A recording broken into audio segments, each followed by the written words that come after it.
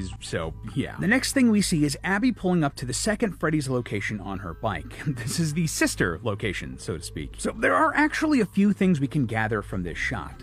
First off, if we look at both the state of the restaurant and the surrounding area, this location has been abandoned for a long time. The outside of the building is run down, and the parking lot is overgrown with weeds and grass and the like. We can actually see this more clearly in those behind-the-scenes set visits from the FNAF tubers. Oh, and funnily enough, this building is actually in the same parking lot as the facade of the first Freddy's location that they built for this movie. But just so everyone's aware, that doesn't mean that they're going to be in the same location or even anywhere close to each other in the actual movie. Film productions do this sort of thing all the time, reusing sets and locations and either changing the camera angles or background details to make them seem like different locations. It just saves on production costs, which is almost certainly what's happening here since this is a relatively low-budget horror film. Anyway, the second thing that we can gather from this shot of Abby, well, given Abby's expression here, she's likely never been to this location before. So, she's likely been drawn here by something, and I think I know what that thing is. Right after this in the teaser, we see a shot of Mike finding a note taped to his door, reading, "Gone to fix my friends." This is probably from Abby and is explaining why she's left and gone to the sister location. The friends that she's talking about here in the note are probably the ghosts in the original animatronics. If you remember, Abby was super close to them in the previous film, enough so that they wanted her to be like them. But they seemed to end the last movie in a little bit of peace. So this note tells us that they're still in contact with Abby and that something has gone wrong since the last movie. Now that thing that's gone wrong could be a lot of things. Being trapped in new animatronic bodies, being tortured by Afton's ghost, but another big option? Perhaps that